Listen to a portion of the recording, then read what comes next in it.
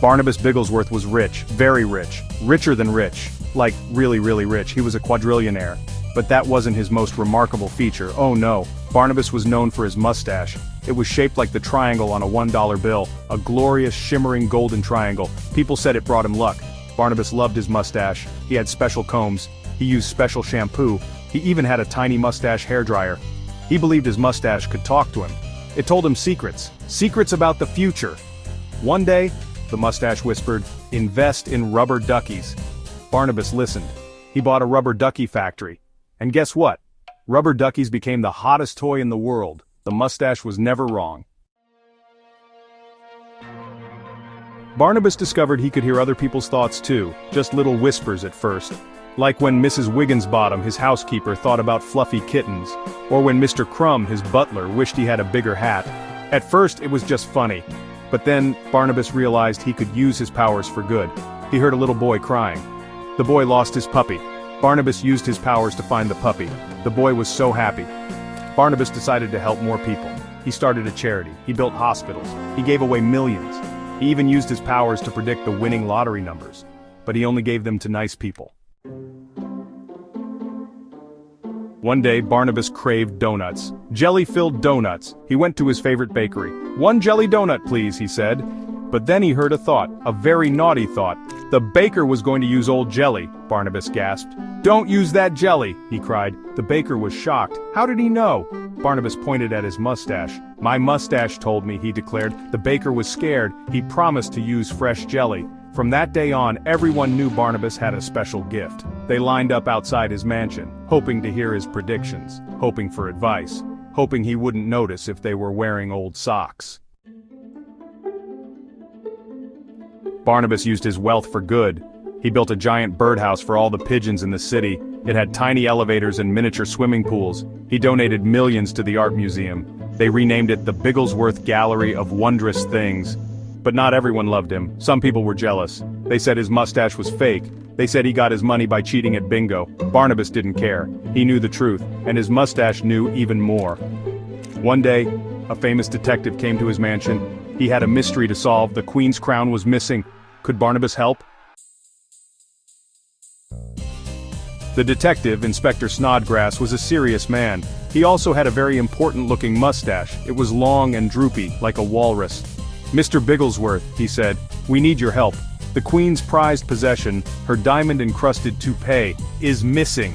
Barnabas was intrigued. A toupee? How peculiar! Suddenly a small, fluffy dog ran into the room. It was Inspector Snodgrass's pet terrier, Winston. "Woof, the toupee is in the cucumber sandwiches," Winston barked. Inspector Snodgrass gasped. "Winston, you can talk?" Winston wagged his tail. "Only when the case is important, Inspector." Barnabas chuckled. This was going to be an interesting case. Barnabas invited everyone to a party, a fancy dress party. He wanted to use his powers to find the culprit. He wore a giant, sparkly top hat. Guests arrived in all sorts of costumes. There was a dancing banana, a singing refrigerator, and even a very realistic-looking giraffe. During the party, Barnabas mingled. He listened to thoughts. He heard secrets. He even learned that the singing refrigerator was actually a famous opera singer in disguise. But he still hadn't found the thief.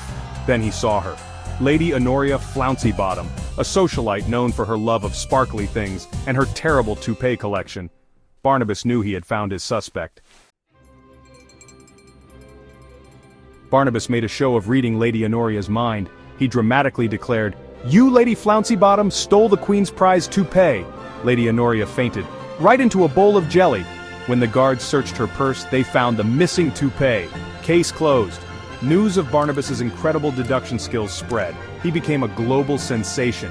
He was invited to solve mysteries everywhere. From missing socks to stolen cookies, no case was too small for the quadrillionaire psychic. But through it all, Barnabas never forgot those less fortunate.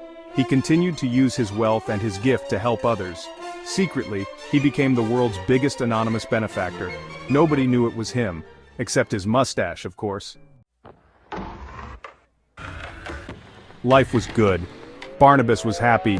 He had his friends, his adventures, and his trusty mustache. But one day, the whispers in his head grew silent. He couldn't hear thoughts anymore. He tried everything. He ate jelly donuts. He sang opera. He even tried on Lady Honoria's toupee. Nothing worked. Barnabas was devastated. His gift was gone. But why? Was it something he did? Or was it the mustache all along? He looked in the mirror. The golden triangle seemed to gleam mischievously. Had it been a gift or a curse?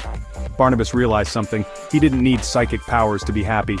He had his friends, he had his wealth, and he had a giant rubber ducky collection. Life was still an adventure, even without the whispers.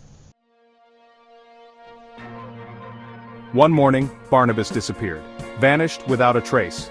The mansion was empty, except for a single jelly donut. And a note. It read, "Gone on an adventure, don't wait up. P.S. Be kind to your mustache." The world was shocked. Where did he go? Was he kidnapped? Did he travel to outer space? Did his mustache finally tell him the winning lottery numbers for himself? Nobody knew. But one thing was certain. Barnabas Bigglesworth would return. When the time was right, and when his mustache told him to, the end. Or is it just the beginning?